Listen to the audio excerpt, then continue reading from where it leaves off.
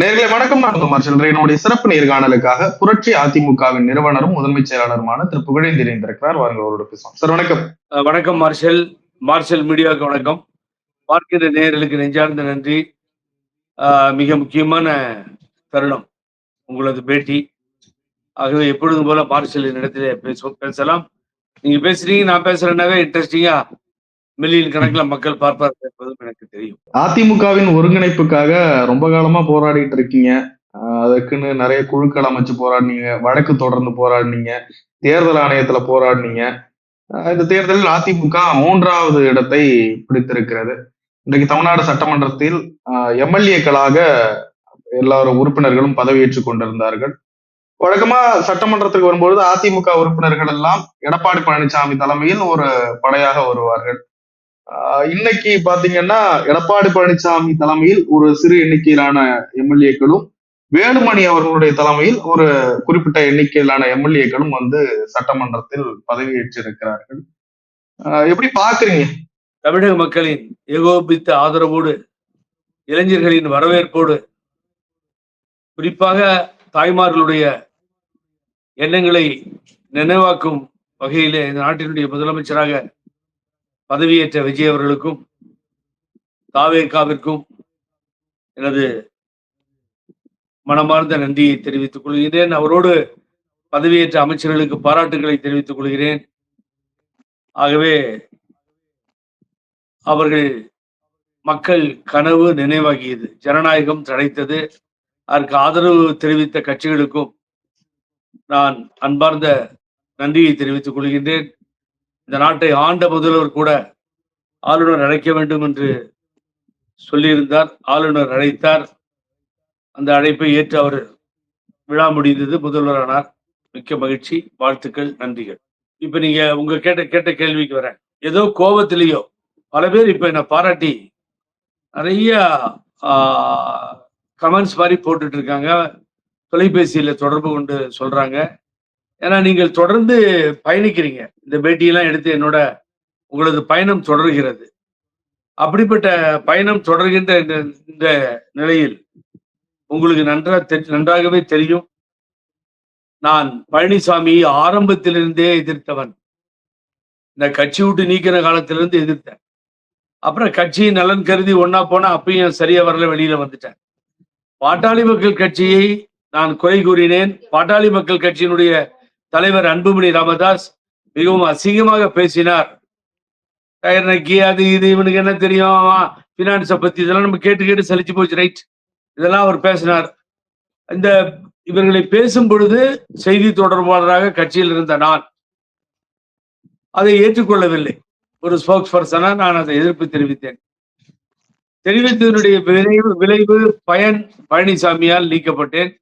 இவரும் தான் சைன் பண்ணார். ஓபிஎஸ் இபிஎஸ் சைன் பண்ணி அது தமிழ்நாடு பூரா ஒரு பெரிய பூகம்பம் மாதிரி ஒரு பிரச்சனை ஏற்படுத்தியது.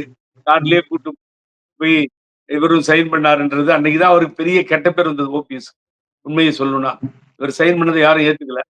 அதையும் மறந்து அவரோட பயணித்தேன். இதெல்லாம் ஏன் சொல்ல வரேன்னு கேட்டீங்கன்னா, பழனிசாமி தகுதி இல்லாதவர். தவழ்ந்து சசிகலா காலை பிடித்து அதையே ஆப்பர்ச்சுனிட்டியாக வைத்து நேரம் பார்த்து ஏமாந்த காலத்தில் ஏற்றம் கொண்டோன் புலிவேடம் போடுகின்றார் என்று சொல்லுவார்களே, அதுபோல புலிவேடம் போட்டு வந்தவன் அப்படிங்கிறது தான் புரட்சி கவியினுடைய பாடல் வரிகள். அதுபோல வந்தவர். ஆகவே இவர் இந்த தலைமைக்கு சரியாக வரமாட்டார். ஒண்ணும் மார்ஷல் ஞாபகம் வச்சுக்கோங்க, நான் தேர்தலுக்கு முன்னாடியே கிட்டத்தட்ட 6 மாத காலமாக சொன்னேன், டெபாசிட் போயிடும். அதிமுக டெபாசிட்டை பல இடங்களில் இழந்துவிடும். டெபாசிட்டை காப்பாற்றிக் கொள்வதே பெரிய கடினமாக இருக்கும். பழனிசாமி தலைமை தொடர்ந்தால் என்று சொன்னேன். பாச்ச கிட்டத்தட்ட 100 இடங்கள் என்று சொல்லுகிறார்கள். டெபாசிட் போயிடுச்சு 100 இடங்களுக்கு மேல. எவ்வளவு கேவலம், எப்படியெல்லாம் இருந்த கட்சி. கொஞ்சம் இறங்கி அண்ணா ஜல்லிக்கட்டுல புகழ்ந்து பேசுறாரு. யார? ஓபிஎஸ். வாங்க, தகராறு வேண்டாம். நீங்க வந்துதான் 11 எம்எல்ஏவை கூட்டு வந்து இந்த கட்சியை காப்பாத்துறீங்க. வாங்கண்ணா, நீங்க தாமா என்னை முதலமைச்சர் ஆக்குனீங்க. அதனால அது என்னைக்கு நான் மறக்க மாட்டோமா.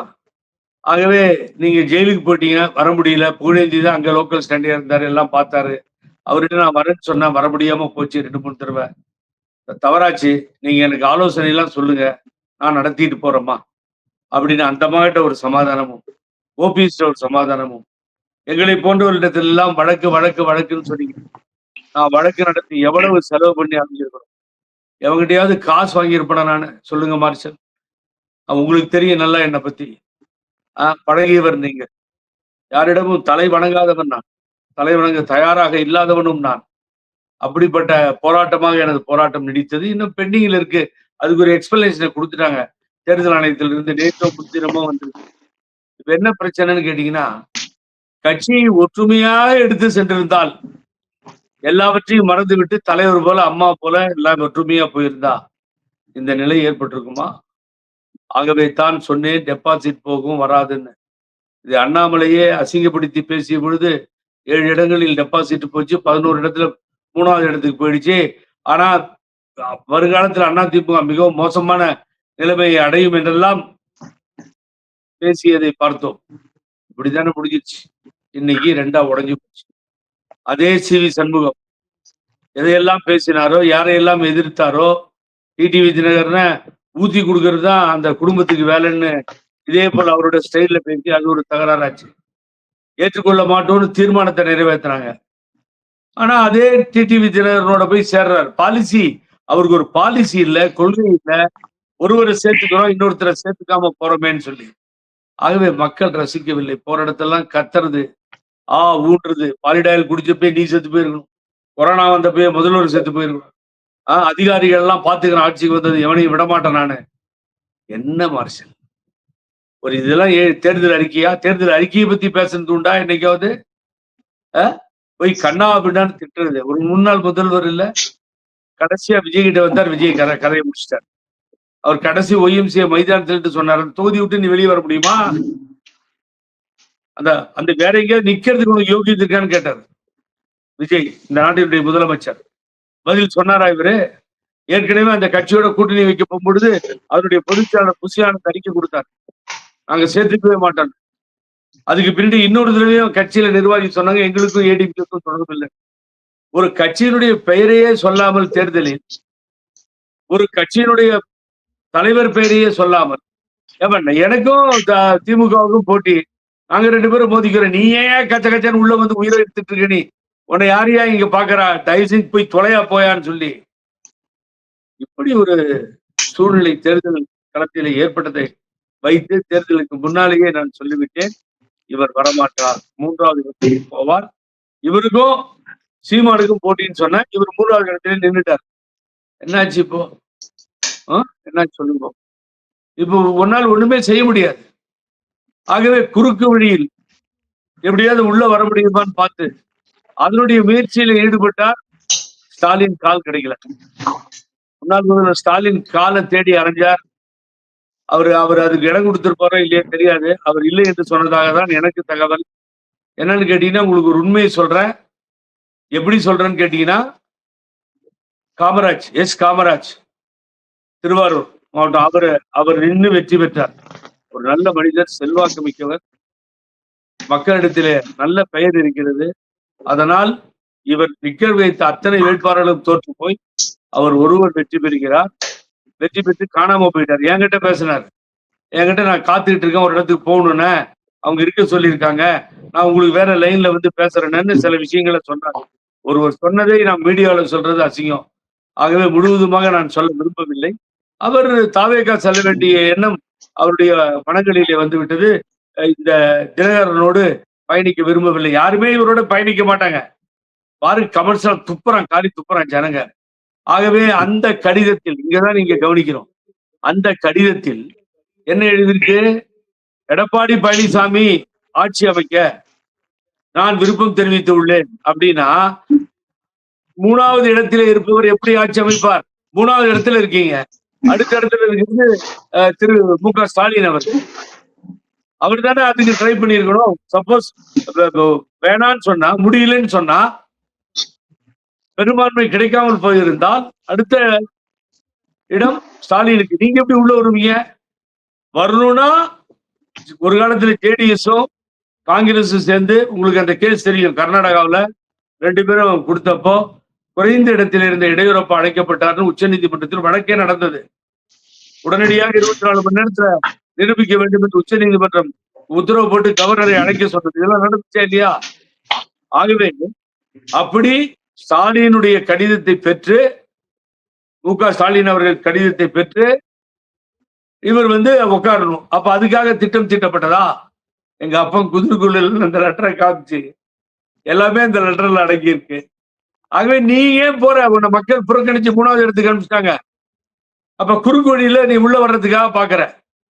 இது இந்த நாட்டினுடைய முதலமைச்சர் 99 பேர் இருக்கும் பொழுதும் 18 பேர் தினகரனோட கூட்டிட்டு போய் நான் இதுல கொடகுல வச்சிருந்தப்பையும் இல்லையே, அப்படி முயற்சி பண்ணலையே. சொல்லுங்க சார். எந்த ஆட்சியும் யாரும் இங்கே தமிழகத்திலே வரலாற்றிலே கவிழ்ப்பதற்காக முயற்சி செய்வதே இல்லை. அந்த நாகரிகமற்ற செயலை செய்து எப்படியாவது ஆட்சிக்கு வர வேண்டும்னு மறுபடியும் முயற்சிக்கின்ற இந்த ஈன புத்தி இந்த பழனிசாமியை விட்டால் வேற யாருக்கும் வராது. ஆகவே இந்த கனவு பலிக்கவில்லை. இன்னைக்கு பாருங்க, நீங்க அந்த அசம்பிளியில உள்ள வராது விஷ் பண்ணா அவர் கவனிக்கிற முதலமைச்சர் திருப்பி வணக்கமே சொல்லல பழனிசாமி.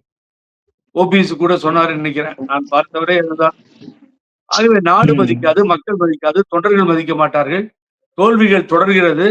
கட்சியினுடைய நிர்வாகிகள் அடுத்த கட்ட தலைவர்கள் ஏற்றுக்கொள்ள மாட்டார்கள். வெளியிலன்றாங்க. நீ வேண்டியதில்லைன்னு 37 எம்எல்ஏ எல்லோரும் ஒன்று கூடி விட்டார்கள். 10 பேர் நிலை என்னன்னு தெரியல எனக்கு. இது வரைக்கும் வந்த செய்தி அப்படிதான். இறங்கு கீழன்றாங்க. நீங்க போதும், உன்னால முடியாது, உலகமே தெரியும், உனக்காக யாரும் ஓட்டு போட மாட்டாங்க, இதனால கட்சி தோக்குது, ஆகவே நீ வெளியேறலாம்னு சொல்லி சி.வி. சண்முகம் முயற்சி எடுத்து அதுல வேலுமணியை தலைவராக ஏற்றுக்கொள்ள வேண்டும் சொல்லியிருக்காங்க. இல்ல இது சட்டமன்ற கட்சியில அந்த மட்டும்தானா? சட்டமன்ற நடவடிக்கைகள் மட்டும் இல்ல, கட்சியில பொதுச் செயலாளர் பதவிக்கும் ஆபத்து இருக்கா எடப்பாடி பழனிசாமி அவர்களுக்கு? பொதுச் செயலாளர் நீக்கணும். பொதுச் செயலாளரை பொது ஒருங்கிணைப்பாளர், இணை ஒருங்கிணைப்பாளர்னு பேரை வச்சுக்கிட்டு அம்மா தான் நிரந்தர பொதுச் செயலாளர்னு சொல்லி முடிவு பண்ணி எவ்வளவு வேதனையா இருக்கும் நீங்க நினைச்சு பாருங்க. திரும்ப நான் தான் பொதுச் செயலாளர்னு சொன்னியே, அன்னைக்கே மக்கள் உன்னை வெறுத்திருப்பாங்கல்ல, தொண்டர்கள் ஒத்துக்கிட்டு இருக்க மாட்டாங்கல்ல. அந்த விஷயம்தான் திரும்பி ஒருங்கிணைப்பாளர் ஆச்சு, இணை ஒருங்கிணைப்பாளர் ஆச்சு. அந்த ஒருங்கிணைப்பாளர் அந்த ஸ்டேஜுக்கு வந்தா பாட்டில் அடிச்சிங்க. இப்ப ஒருங்கிணைப்பாளரும் போயிட்டாரு, திமுகவுக்கு போயிட்டாரு. யார் வேணாலும் திமுகவுக்கு போகட்டும், எனக்கு ஒண்ணும் இல்லை. இப்ப நான் கூட ஆதரவு தெரிவிச்சேன், அப்புறம் ஆதரவோட நிறுத்திட்டேன், வேற கட்சி ஆரம்பிச்சேன். அம்மா படத்தை கழட்டினாரு மார்ஷலர் ஓபிஎஸ். அம்மா படத்தை கழட்டினார். பெரம்பூர்ல ஒரு நண்பர், எனது மகன் கேட்கிறாள், அம்மா படத்தை ரோட்ல தூக்கி போட போறீங்களான்னு கேட்கிறாங்க. அரசியலே வேணாங்க அப்படின்ட்டு போயிட்டார். 3 முறை முதலமைச்சர், அம்மாவிற்கு அடுத்த இடத்தில் இருந்தவர். எவ்வளவு அழகு பார்த்திருப்பார்கள். விசுவாசத்தினுடைய மறுபெயர் ஓபிஎஸ் சொன்னார். அந்த விசுவாசம் தலைகீழாக மாறியது. தரங்கெட்ட செயலாக எப்படியாவது ஒரு பதவிக்கு வர வேண்டும் என்கின்ற ஒரு அறிவற்ற ஒரு முடிவால் அவர் அதுக்கு துடிக்கிறார். வீட்டுல இருந்திருக்கலாம், நீங்க நிலபோல ஆதரவு கொடுத்துட்டு வெளியில போயிருக்கலாம், உங்க பையன் எந்த முடிவு வேணாலும் எடுக்கலாம்னு சொல்லியிருக்கலாம். ஆனால் கண்முன்னே முடியை கழட்டி அம்மா படத்தை கழட்டினது ஜெயிச்சிருக்கலாம். ஆனா மக்கள் மனதிலே உங்க மேல இருந்த எண்ணங்கள் என்ன இருக்குன்றத பாருங்க. ஆகவேத்தான் ஒரு கட்சி ஆரம்பிச்சு அது மூலியமாக நான் ஆதரவு கொடுத்துட்டு எடுத்து வச்சேன். நான் முயற்சி பண்ணா ஒரு சீட்டை வாங்கியிருக்கலாம், நான் வாங்க போகல. ஏனென்றால் எனக்கு என்டிஏ வரக்கூடாது, பிஜேபி வரக்கூடாது என்ற ஒரே உணர்வு தான். அதை நான் மனம் திறந்து வாழ்த்துகிறேன். விஜய் அதில் வெற்றி பெற வைத்திருந்தார். மக்கள் தீர்ப்பு வேறு விதமாக இருந்திருந்தால் கூட, விஜய் அரசியலில் இல்லாமல் போயிருந்தால் கூட இவ்வளவு பெரிய வெற்றி கிடைத்திருக்காது. ஒரே ஒரு இடம்தான் கிடைத்திருக்கிறது பாரதிய ஜனதாவுக்கு. அது ரொம்ப குறைந்த வாக்குகளில் பாரதிய ஜனதா வெற்றி பெற்றிருக்கிறது. Wash out. பாரதிய ஜனதா கதையை முடித்து விட்டார். அப்பயே சொன்ன அண்ணாமலை இல்லாம இங்க ஒன்னும் ஆக போறது சொல்றாங்க. ஆகவே பாரதிய ஜனதா கதையை அவர்களே முடித்துக் கொண்டார்கள். என்டிஏ இல்லாமலே போய்விட்டது தமிழ்நாட்டில். ஆகவே அந்த பெருமையும் விஜய் அவர்களுக்கு சாரும். பணத்திற்கு, ஓட்டிற்கு பணம் கொடுக்காமல் வெற்றி பெற்ற மாபெரும் சரித்திரமும் விஜய் அவர்களை சாரும். முதல்வர் விஜய் அவர்கள் செய்த சாதனைகளில் வேட்பாளர் கூட யாருன்னு தெரியாது. தொகுதியில போய் கேட்டா வேட்பாளர் தெரியல, என்ன பேருன்னா இப்பதான் கொஞ்சம் கொஞ்சமா தெரிய வருது. உண்மை சொல்றேன் நானு. நேரா போய் விசிலுக்கு ஒரு ஓட்டு, தலைவர் விஜய் முடிஞ்சு போச்சு. இதைத்தான் வாக்களித்தவர்கள் செய்தார்கள். யாரையுமே திரும்பி இந்த பக்கம் அந்த பக்கம் பார்க்கல. கொண்ட தலைவனை கொண்டாடினார்கள். இந்த கூட்டம் ஓட்டு போடுமான்னு நீங்களே என்ன கேட்டீங்க. இவ்வளவு கூட்டம் வருது, ஓட்டு போடுமான்னு சொல்லி. அந்த கூட்டம் தான், ஆரவாரமான அந்த மக்கள் தான், அந்த சிங்கன இளைஞர்கள் பட்டாளம் தான் வெற்றி பெற செய்திருக்கிறது. ஆகவே ஜனநாயகம் தழைத்திருக்கிறது, ஏற்றுக்கொள்வோம் நாம். இந்த நேரத்துல அதிமுக ரெண்டா இல்ல, முழுமையாக வெளியேற்றப்படுகிறார் பழனிசாமி. ரெண்டான்னு சொல்றதே தப்பு. 37 சட்டமன்ற உறுப்பினர்கள் விட்டாங்க, 10 பேர் ஆசோலேஷன்ல இருக்காங்க. ஆகவே நான் தேர்தல் ஆணையம் ஒத்துக்கணும்ல, பொதுக்குழு கூட்டணும். தட் இஸ் லா. தேர்தல் ஆணையம் என்ன இவர் பொதுச் செயலாளர் ஏத்துக்கலன்னு ஆரம்பத்துல இது வரைக்கும் சொல்லிட்டு இருக்கேன். ஏன்னா சிவில் டிஸ்பியூட் கேஸ் பெண்டிங் இருக்கு. ஆனாலும் அந்த தேர்தல் ஆணையம் இந்த ரெட்டையிலையை கொடுத்துட்டு அதுக்கு எவ்வளவு ஃபைட் பண்ணு. யார்கிட்டயுமே ஒரு நல்ல, அதாவது ஒரு சின்ன எக்ஸாம்பிள் சொல்றேன். சூரியமூர்த்தின்னு, என்ன விடுங்க சார், நான் என்னுடைய வாழ்நாளே போராட்டம் போச்சு, நான் எல்லாத்தையும் நான் பார்ப்பேன் சார், என்னால முடியும், சமாளிக்க முடியும், எதையும் எதிர்கொள்ள முடியும், எனது உடம்பில் வலு இருக்கின்ற வரை, உயிர் இருக்கின்ற வரை நான் கொண்ட கொள்கையில் இருந்து மாற மாட்டேன். அந்த பெரியார் பேரறிஞர் அண்ணா, புரட்சி தலைவர் எம்ஜிஆர், அம்மா என்ற வழியிலிருந்து புகழேந்தி என்றும் நிற்பேன். இன்றைய தினம் இங்கே தளபதி விஜய் முதல்வர் அவர்களை பாராட்டுகிறேன். இது நம்ம எடுக்கிற முடிவு. இது இல்ல, எனக்கு மாற்று கருத்தே கிடையாது. ஏன்னா முதல்வர் என்கிட்ட பேசும்போது அவ்வளவு அன்பா பழகினார் முதல்வர் ஸ்டாலின் அவர். அதையும் நான் மறக்க இயலாது. ஒரு பண்பாளராக இவ்வளவு அன்பாக பேசினார். அதனால அவரை தூக்கி எறிந்து பேசுவதற்கும் நான் தயாராக இல்லை. ஒண்ணு நான் மனசுல வச்சுக்கிறேன், வெரி இம்பார்ட்டன்ட். ஆனா இங்க என்ன நடக்குதுன்னு கேட்டீங்கன்னா, ஒரு காலத்தில் துரத்தப்படுவாய், அதிமுகவிலிருந்து விரட்டி அடிக்கப் போகிறார்கள். ஒற்றுமை இல்லாமல் செய்து எல்லோரையும் பிரித்தாலும் சூழ்ச்சியிலே இறங்கி இனி வெற்றி காண போவதில்லை. பழனிசாமி தொண்டர்கள் துரத்தி அடிப்பார்கள் என்று சொன்னது புகழேந்தி. 7 வருஷமா போராடி இன்றைய தினம் எனக்கு கிடைத்திருக்கின்ற ஒரு மாபெரும் வெற்றி அனைவரும் பாராட்டுகிறார்கள். இனி யாரும் ஏற்றுக்க மாட்டாங்க. கட்சியில் இருக்கின்ற சட்டமன்ற உறுப்பினர்கள் ஏற்றுக்கொள்ள மாட்டார்கள். கேவலமா நிக்கிறாரு அசம்பிளியில. இதே அசம்பிளியில தானே ஓபிஎஸ் கேவலப்படுத்தினீங்க. உதயகுமாருக்கு துணைத் தலைவர் வாங்குவதற்காக இதே அரசு மாறி பேசிச்சில் இந்த சபாநாயகர் அப்பாவு அவர்கள் ஏங்க உயிரெடுக்கிறீங்க, அப்படி ஒரு பதவியே இல்லைங்கன்னு சொல்லி ஆர்கியூ பண்ணவர், சட்டத்துல இடம் இல்லைன்னு சொன்னவர். அதே அப்பாவை முதல்வர் சொன்னார்னு சொல்லி ஓபிஎஸ் 2வது பின்னணி லைனுக்கு போய் உட்கார வச்சது சட்டமன்றத்தில் இந்த நிகழ்வு நடந்தது இல்ல. இது பழனிசாமி பண்ணாரு இல்ல. ஆகவே எதை செய்தாரோ அதை அனுபவிக்கிறார். எவ்வளவு நீங்க நினைச்சு பாருங்க. மண்வெட்டி கையில் எடுப்பார், மற்றவருக்கு குடிபெரிப்பார், அது தன் பக்கம் பார்த்து நிற்கும் என்பதை தாமறிய மறந்திருப்பார் தலைவர். 4 வரிகள் வரை யாருமே எழுதவே முடியாது. என்ன உனக்கும் எங்களுக்கு எல்லாம் என்ன வாக்கியா வரப்பு சண்டையா, இல்ல சொத்து தகராறா, நீ அடித்த கொள்ளையில இருந்து பணம் கேட்கிறோமா?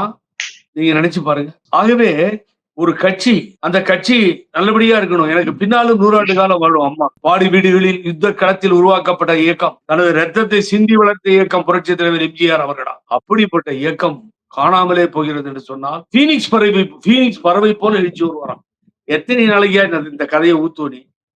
பீனிக்ஸ் பறவை காக்கா மாதிரி கூட ஒன்னால வர முடியாது. என்ன தெரியும் உனக்கு? முதல்ல சொல்லு. அன்புமணி ராமதாஸ் சொன்ன மாதிரி, ஏன்னா அன்புமணி ராமதாஸால ஓட்டு வேணும் எடப்பாடியில. தூக்கி அப்பா வீட்டு சொத்து மாதிரி ராஜ்யசபா சீட்டை அதிமுக வேற யாரும் இல்லையா? அனாதை கட்சியா இது? ஒரு தடவை தூக்கி வாசனுக்கு கொடுக்கணும், அன்புமணி ராமதாஸ் கொடுக்கணும். 5 வருஷத்துல முனுசாமி வேஸ்ட் பண்றது, அது ஆட்சி மன்ற குழு ஒண்ணு இல்லாமலே போயிடுச்சு இந்த கட்சியில. ஆகவே நீங்க கேட்ட கேள்விகள் மிக சரியானது. இனிதான் ஆரம்பம் பழனிசாமிக்கு. இனி நேற்று ஸ்பீச்சில் இந்த நாட்டினுடைய முதலமைச்சர் மிக தெளிவா சொல்லியிருக்கார், விடமாட்டோம், யாரையும் தவறு செய்தவர்களையும் விடவும் மாட்டோம், என் கூட இருந்து ஊழல் செய்யணும்னா இங்க இருக்காத வெளியில போன்ற மாதிரி பேசிட்டார். ஆகவே இப்படி ஒளிஞ்சி மறைஞ்சி போய் யாரையும் நான் பார்க்க விரும்ப மாட்டேன், டிரான்ஸ்பரன்சியா இருப்பேன். நான் விட மாட்டேன். இப்ப அவர்கிட்ட நீட்டா எடுத்து வச்சு கொடநாடு கொலை வழக்கை வெளியிலே கொண்டு வருவேன். ஊழல் செய்துவிட்டு ஒளிந்திருக்கின்ற அதிமுக அமைச்சர்கள் விஜய் ஆட்சியில தப்ப முடியாது, இந்த தலைவர் ஆட்சியில தப்ப முடியாது. நடக்கத்தான் போகிறது. அது நடக்குதா இல்லையான்னு பாருங்க. நீங்க விட மாட்டோம். நண்பர்கள் தானே போயிருக்காங்க அங்க. ஆகவே அது எப்படி கொண்டு போகணும்? இத்தனை நாள் ஸ்டாலின் முன்னாள் முதல்வர் ஸ்டாலினை காலை பிடிச்சி இதெல்லாம் மறைச்சு வச்சிருந்தாங்க. இனி ஜெயிலுக்கு போவது உறுதி. எவனாலும் காப்பாற்ற முடியாது. அந்த நிலைமை ஏற்படும். அப்புறம் ஒரு கேள்வி நிறைய கேட்டீங்க. விஷயங்களை போய் பொதுக்குழுல தான் முடிவெடுக்கணும். பொதுக்குழுவை கூட்டி எந்த சசிகலாவுக்கு இந்த எடப்பாடி துரோகம் பண்ணாரோ, எந்த ஓபிஎஸ்க்கு இந்த எடப்பாடி துரோகம் பண்ணாரோ, அதே காலகட்டம் திரும்பி வருகிறது. இதே பழனிசாமி பொதுக்குழுவில இருந்து நீக்கி வெளியிலே தூக்கி எறிகின்ற காட்சியை நீங்களும் நானும் பார்க்க போகிறோம். அதை தொண்டர்கள் வரவேற்பார்கள், நிர்வாகிகள் ஒப்புக்கொள்வார்கள். மக்கள் நல்ல முடிவு எடுத்திருக்காங்கப்பான்னு சொல்லி ஒற்றுமை என்ற ஒன்றை கடைபிடித்திருந்தால் இன்றைய தினம் இதெல்லாம் நடந்திருக்காது. மார்ஷல், நிறைவா என்னதான் சார் நடக்க போகுது அதிமுகவுல? ஏன்னா நெடுங்காலமா ஒரு பிரச்சனை நடந்துகிட்டே இருந்தது. இன்னமும் அடுத்த கட்ட பலவை நோக்கியும் போகுது. மீண்டும் வெற்றி பாதைக்கு எப்படி திரும்ப போகுது அதிமுக? இல்ல என்னதான் நடக்க போகுது அடுத்த கட்டமா? இந்த தோல்வி அதிமுக சந்திக்கும் என்று சொன்னேன். எடப்பாடி பழனிசாமி விரட்டி அடிக்கப்படுவார் என்று சொன்னேன். மூன்றாவதாக என்ன நடக்கப் போகிறது என்று கேட்கிறீர்கள். அன்றைய தினமே பதிவு செய்து வைத்திருக்கிறேன். நான் அனுப்புற வேணா போட்டுக்கோங்க. நான் சொன்னதெல்லாம் என்கிட்ட ரெக்கார்டு பூர்வமா இருக்கு. மிக தெளிவாக சொன்னேன். நானா, நீங்கள் நம்ப மாட்டீர்கள். வேலுமணி மிகவும் பொருத்தமானவர் என்று சொன்னேன். ஏன் சொன்னா, அண்ணா என்ற பேச்சு மாறாது. அன்பாக சிரிப்பவர், பேசுபவர். தேவையில்லாம ஏன் புகழேந்தி எடுத்தீங்கன்னு சொல்லி கேட்டதாக எனக்கு தகவல். தப்பு பண்ணிட்டீங்க அப்படின்னு சொல்லி அவர் தான் சொன்னாராம். எனக்காக சொல்லல. எல்லோரையும் அரவணைத்து செல்லக்கூடிய ஒரு ஆளுமை படைத்தவர். நான் அவருடைய அமைச்சரா இருக்கும்போது அவருடைய வீட்டுல மாத்திரம் ஏகப்பட்ட கூட்டம் இருக்கும். எந்த அமைச்சர் வீட்லயும் அவ்வளவு கூட்டம் இருக்காது. ஆகவே வருபவர்களுக்கு என்ன பிரச்சனை ஏதுன்னு கேட்டு அதை செய்யக்கூடிய ஒரு திறமை வாய்ந்த ஒரு அமைச்சராகத்தான் அம்மா அமைச்சரவையிலே அவரை பார்க்க முடிந்தது. அவரை தவறான வழியிலே நடத்தி அந்த உள்ளாட்சி தேர்தலை நடத்தாமல் தமிழகத்திலே கிட்டத்தட்ட 10,000 பதவிகளை கொடுத்து அதன் மூலம் அனுபவித்தவர் தான் எடப்பாடி பழனிசாமி. எது எப்படி போனாலும் பரவாயில்லை. அடுத்த கட்ட நகர்விலே வேலுமணி அவர்களை, கழகம் வேலுமணி அவர்களை, இல்லை வேலுமணி போன்ற நல்ல மனிதர்களை எடப்பாடியை தூக்கி எறிந்து விட்டு அந்த இடத்திற்கு கொண்டு வர வேண்டும். எனக்கு ஒன்றும் சிவிஎஸ் மேல தனிப்பட்ட தகராறு கிடையாது. அவர் பேசும்போது கடுமையா பேசுவார், நானும் அது மாதிரி பேசுவேன். ஆனா சிவி சண்முகத்தை பெறுவது கோபம் வரும், என்னை விட அதிகமா கோபம் வரும். ஆகவே கோபம் இருக்கவங்க அதை மேனேஜ் பண்ணி கொண்டு போகணும். ஆகவே அந்த விதத்திலே வேலுமணி பெட்டர் என்று நினைக்கிறேன். நான் முதல்ல அடிக்கடி சொல்லிட்டு இருப்பேன், கொங்கு நாடு 2 பொம்மைகள் செய்தது தான் விளையாட, அவை இரண்டும் சேர்ந்து ஒரு பொம்மையை செய்தது தாம் விளையாட. வேலுமணியும் தங்கமணியும் சேர்ந்து செய்த பொம்மை தான் இந்த பொம்மை. இந்த பொம்மை தேவையில்லை என்று தூக்கி எறிய இருவரும் தயாராகி விட்டார்கள். கொங்கு நாடு தோல்வியிலே வெற்றி 100% வெற்றியிலே இருந்த கொங்கு மண்டலம் இன்றைய தினம் தோல்வியிலே அழுது கொண்டிருப்பதை பார்க்கிறோம். அதற்கு மாற்றம் வேலுமணியாக இருக்கட்டும். எனது வாழ்த்துக்கள், நன்றி. எனது ஒரே எண்ணம், பழனிசாமி அரசியலிருந்து அப்புறப்படுத்த வேண்டும் என்பது. அது நடக்கும், அதை பார்க்கத்தான் போகிறீர்கள். அதிமுக மீண்டும் உயிர் பெறட்டும், வளரட்டும். மக்களிடத்திலே அம்மா சொன்னது போல 100 ஆண்டு ஆட்சி கட்டிலே மாத்திரமல்ல, மக்களிடத்திலே இந்த கட்சி தலை தூங்கி வளர வேண்டும் என்பதுதான் இந்த தொண்டனின் விருப்பம்.